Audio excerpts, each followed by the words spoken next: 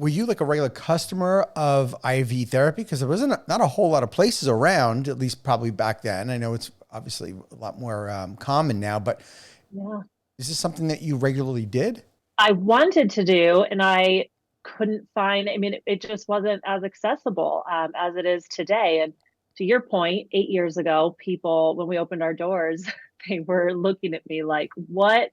I remember my landlords like, what are you doing? And thank goodness they trusted me. But now much more common and well known. And, we have a lot more competition, but it's great. It's educating people that Yeah. these services are available. They can be done in extremely, safe facilities with experienced and trustworthy medical professionals. So you don't have to be in a hospital or, an urgent care setting to receive these services. And that was our goal. I saw the football players, I saw professional athletes doing it.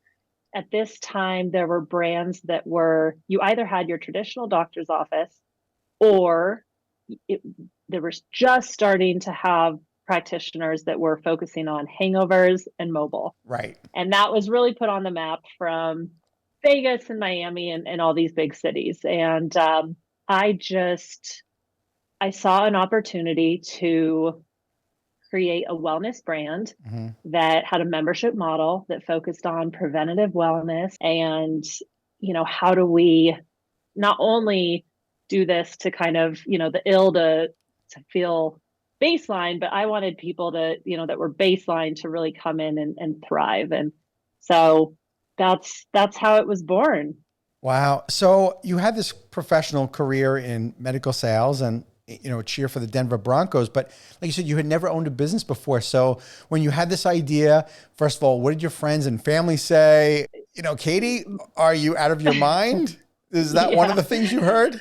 Totally. I mean, my let me preface it by saying my parents are very proud now. Oh, yeah. But I Okay. remember my dad thinking, well, first of all, I was in my 20s. I'm fortunate that I had a really strong career and I was able to keep my job for the first 2 years that I operated Hydrate.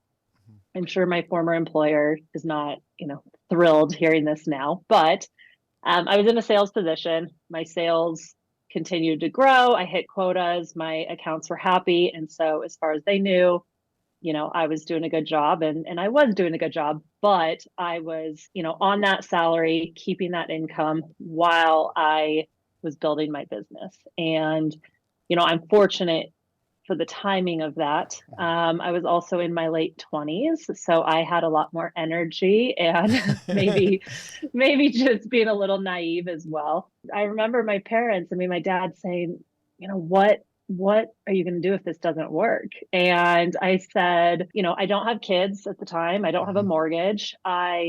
You guys have a really comfortable basement. I'll move back in with you and I'll get another job. And that truly was my worst case scenario. And so I recognize how fortunate I was at that time to be able to take really big risks, Mhm. because I talk to people all the time, and many people have much better ideas than I did, but I didn't, get overwhelmed by the what ifs. Someone, said to me, a lot of people get stuck in what if it doesn't work? Mhm. And if you just pivot that and say, what if it does? Right. I mean, what if this does work? And so I just went for it. That's amazing. What specialty were you in medical sales? Pain management, Okay. which is special, special specialty. Um, it's absolute need. Mhm. But it was depressing and Mhm. hard. You're seeing people that are in pain all day. There's a lot of narcotics, and it's just a really hard quality of life. And Yeah. it's this vicious circle that I was kind of seeing every single day. Mhm. And so it was just heavy, and it wasn't aligning kind of with my personal values. Good. So I switched out of that, and it was wonderful that I was working for a compounding pharmacy. I knew doctors, I knew nurses, Mhm. and I had a lot of the pieces of the puzzle.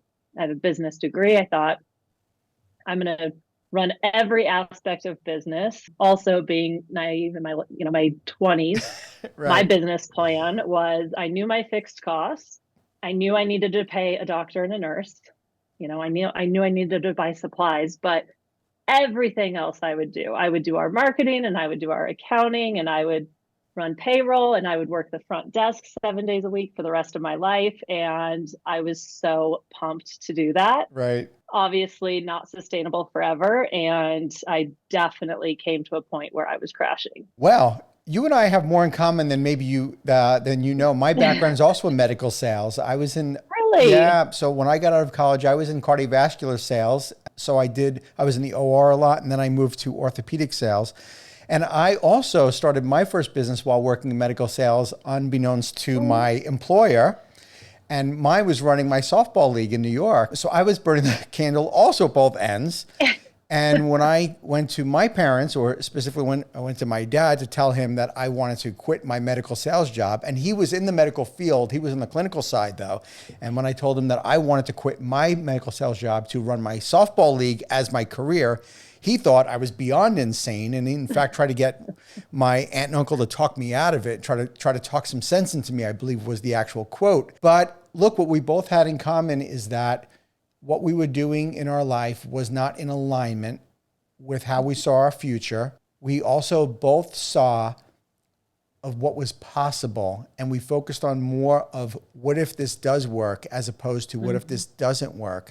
And we were both willing to do whatever it took to make it work. I bring this up because there's other people that are in the audience that are watching this or listening to this that are thinking, how can I possibly do this? My friends and family, they care about me, and they're telling me they're looking out for me. And I think that's another important point, Katie, is that whether it was, my dad, your dad, or anybody's friends or family tell them to not do something, it's not because they don't believe in us.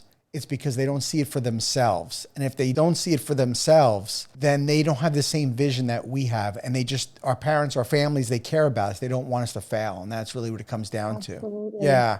Absolutely. No, thank you for sharing that. I tell people all the time too. I mean, medical sales will help you build some thick skin and be resilient. And no, but even now with our franchise owners, when we look at our development and our growth, we're growing a lot slower than other brands, but we're super intentional with who we're bringing on. And, our big play, I would rather be here to support less owners that have multiple units and help them grow over the years rather than, 100 individuals that are popcorned all over the country.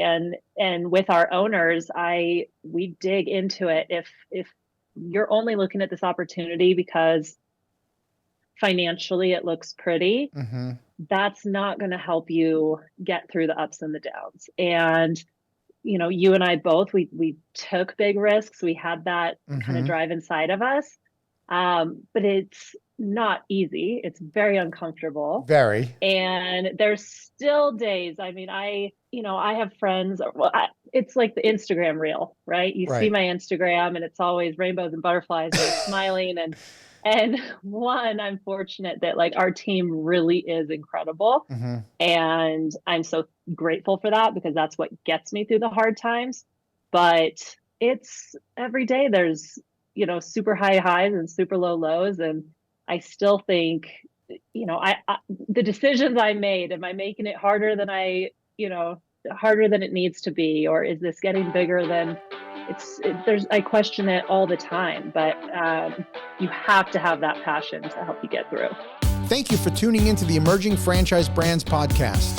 For additional insights, guest applications, and to stay connected, visit us at efbpodcast.com. The Emerging Franchise Brands podcast is for entertainment purposes only, and the views expressed do not necessarily represent those of Emerging Franchise Brands, its host Frank Fumey, or Emerging Franchise Group LLC.